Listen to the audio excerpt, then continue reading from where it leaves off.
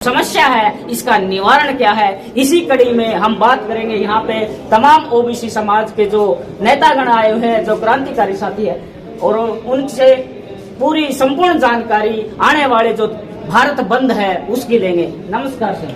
नमस्कार जी। सर्वप्रथम मैं आपके चैनल प्रांतक का धन्यवाद करना चाहूँगा और आपका भी धन्यवाद करना चाहूँगा। मैं देवी दयाल सैनी, प्रदेश महासचिव, राष्ट्रीय अत्याचार निवारण बल जो वामसेफ का आउटसोर्सिंग है, और हम लोग सारे हरियाणा में क्या पूरे भारत में जो SC ST OBC के लोगों पर यानी मूल निवासी बहुजन समाज के ऊपर जो अत्याचार होते हैं उसमें हम उनका बचाव करते हैं, उनके जो अत्याचारी हैं उनके खिलाफ कार्रवाई करते हैं। तो आज हम महेंद्रगढ़ में यादव सभा में आए हुए हैं, जो राष्ट्रीय OBC मोर्चा की तरफ से 30 अप्रैल 2023 को जो भारत बंद का आह्वान किया हुआ है उसके सिलसिले में हम लोग प्रेस कॉन्फ्रेंस करने आए हुए हैं, और इस पत्र के माध्यम से, चैनल के माध्यम से, आपके चैनल के माध्यम से सारे भारत के OBC लोगों को यह बताना चाहते हैं कि किस तरह से DNA द्वारा घोषित विदेशियों ने हमारा हजारों साल से शोषण किया है। अब OBC की सभी जातियां जाग चुकी हैं। उन लोगों को ये मालूम हो चुका है कि भारतीय संविधान के आधार पर देश नहीं चलाया जा रहा है, और इस देश में मूल निवासी बनाम विदेशी की लड़ाई है। साथ में जो लोकतंत्र है उसको ब्राह्मण तंत्र के रूप में इस्तेमाल किया जा रहा है। समाजवाद की बजाय पूंजीवाद को लाया जा रहा है। भारतीय संविधान की बजाय देश न चलाने की बजाय मनुस्मृति के हिसाब से देश चलाया जा रहा है। अब हम भारतीय संविधान में जो अधिकार हमें समता, स्वतंत्रता, बंधुता और न्याय जो दिए हुए हैं, जो संविधान के पाए हैं, उसके आधार पर हम सरकार चलाने के लिए आने वाली सरकारों को बाध्य करेंगे, और हम लोग उस सरकार को, उन लोगों को सत्ता सौंपेंगे। और जो ये मौजूदा सरकार है, मौजूदा जो सत्ता में बैठे हुए लोग हैं भाजपा के, जिसको कांग्रेस की जो पहली सरकार थी उसको ब्राह्मण कमांडेट करता है, RSS कमांडेट करता है। RSS का जो मोहन भागवत है, 6 अक्टूबर 2022 को हमने मोहन भागवत और RSS के हेडक्वार्टर पर 3.5 लाख लोगों का मोर्चा लेकर गए थे, और वो दफ्तर छोड़कर भाग गए थे। तो हम लोग जो OBC के लोगों की अब तैयारी हो चुकी है, और जो शोषित लोग हैं, जो DNA द्वारा विदेशी घोषित हैं, उनकी भारत से भागने की बारी आ चुकी है। तो ये जो आंदोलन है भारत बंद का, इसमें मैं पलवल जिला से आया हुआ हूं। तो पलवल जिला में हमने ये पूरी तरह से तैयारी की है, 5 पॉइंट बनाए हैं। तो ये जो विभिन्न पूरे हरियाणा में क्या पूरे भारत में माननीय वामन मेश्राम साहब, जो भारत मुक्ति मोर्चा वामसेफ के राष्ट्रीय अध्यक्ष हैं, उन्होंने एक यात्रा जो EVM हटाओ देश बचाओ लोकतंत्र बचाओ की जो शुरू कर रखी है, उस यात्रा के माध्यम से हम इस देश से जो संविधान विरोधी ब्राह्मणवादी मनुवादी जो सरकार फिलहाल जो केंद्र सत्ता में है, और जो उसका प्रधानमंत्री OBC है, जो रखा हुआ प्रधानमंत्री है, जो MPs ने नहीं चुना है। इसी तरह से हरियाणा का जो मुख्यमंत्री है मनोहर लाल खट्टर, वो भी विधायकों ने नहीं चुना है, बल्कि वो रखा हुआ मुख्यमंत्री है। हम लोग इस आपके चैनल के माध्यम से हरियाणा सरकार को और केंद्र सरकार को ये चेतावनी देते हैं, या तो चुनाव आयोग में सुधार हो जाए और निष्पक्ष चुनाव हो, वरना हम लोग आने वाले 2024 को जो चुनाव होंगे उसमें EVM से चुनाव नहीं होने देंगे। हम EVM की मशीनों को तोड़ेंगे, फोड़ेंगे। EVM मशीन चोर है और चुनाव आयोग चोरों का सरदार है। आने वाले जो आपका आंदोलन है वो 30 तारीख का किस प्रकार से सभी सामाजिक संगठनों को साथ लेकर एक कानून के दायरे में प्रदर्शन करेगा? हम लोग बाबा साहब डॉक्टर भीमराव ज्योतिराव फूले के अनुयायी हैं।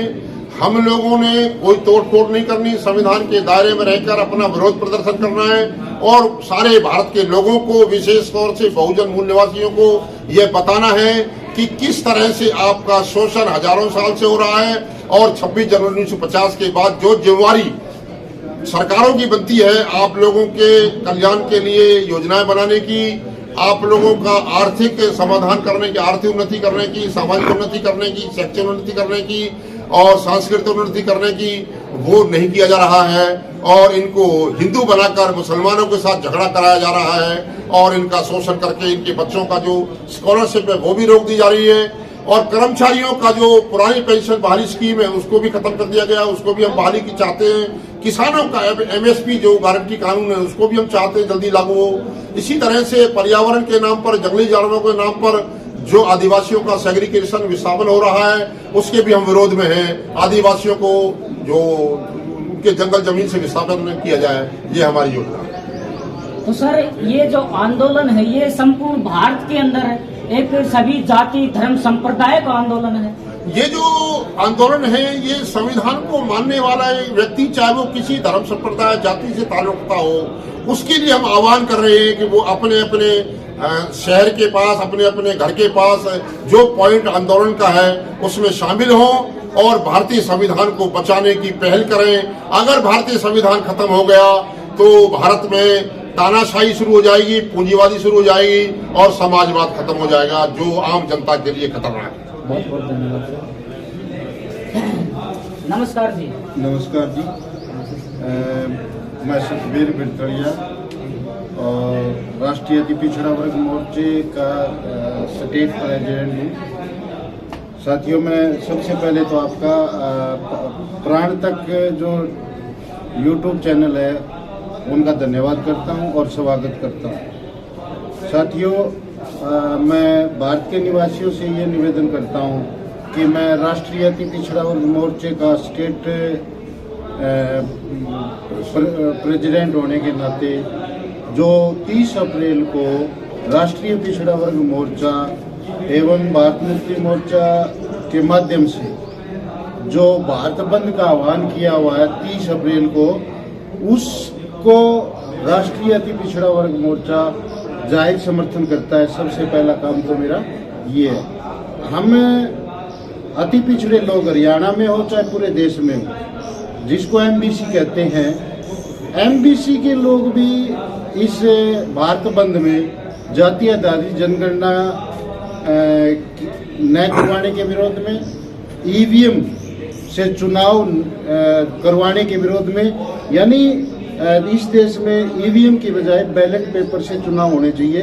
इन ऐसे 9 मुद्दों पर 30 अप्रैल को भारत बंद का आह्वान किया हुआ है राष्ट्रीय पिछड़ा वर्ग मोर्चा द्वारा। तो मैं हरियाणा वासियों से और देशवासियों से अपील करता हूं कि वो संविधान के दायरे में रह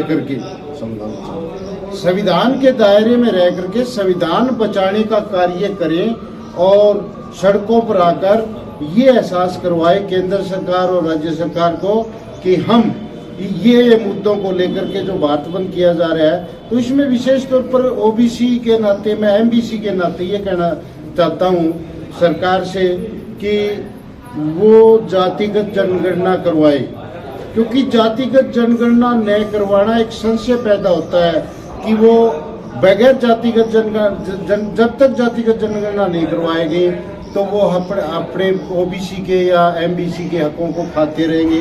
वो हकों को खाने वाले जो सवर्ण समाज के लोग हैं और जो सरकार है वो भी मनुवादियों की है, केंद्र और राज्य सरकार, वो चाहती है कि अगर जातिगत जनगणना हो जाएगी तो हमारी पोल खुल जाएगी। तो इसमें OBC समाज के जो संगठन है, चाहे हरियाणा के हो चाहे पूरे भारतवर्ष के हो, वो किस प्रकार से OBC समाज के संगठन राष्ट्रीय पिछड़ा आयोग को समर्थन कर रहे हैं? राष्ट्रीय पिछड़ा वर्ग मोर्चा को समर्थन कर रहे हैं। हमारी बातें पूरे देश में या स्टेट में होती रहती है। जो सोशल जो संगठन है, ऑर्गेनाइजेशन है, वो काफी लोग उस दिन बैनर लगा के सामने भी आ जाएंगे कि हम जाहिर समर्थन कर रहे हैं, उससे बात हो रही है। तो पूरे जरूरी नहीं है कि वो राष्ट्रीय पिछड़ा वर्ग मोर्चा इसमें शामिल है। बाकी जो पिछड़े लोग हैं उनके दिमाग के जहन में ये बातें आ चुकी हैं कि हमारे साथ हो रहा है वो जो गलत होने जा रहा है। तो आप पिछड़ा वर्ग होने के नाते आप पूरे भारत देश और खासकर हरियाणा के जो पिछड़े हैं उनके लिए क्या संदेश देना चाहते हैं? मैं उनको आपके YouTube चैनल के माध्यम से, प्राण तक के माध्यम से यही अपील करना चाहता हूँ, संदेश देना चाहता हूँ कि 30 अप्रैल को सुबह 11 बजे से 5 बजे तक रोडों पर रुके, बाहर आए और ये अपनी जंग को जीतने का काम करें। यही मेरा संदेश है पूरे देशवासियों को और हरियाणा वासियों से। साथ में ये भी कहना चाहेंगे, निकलो बाहर मकानों से, जंग लड़ो बेईमानों से। ये जो हमारा नारा है, अभी तो ये लड़ाई है, आगे अभी लड़ाई है। तो ये हम पूरी तरह से सड़कों पर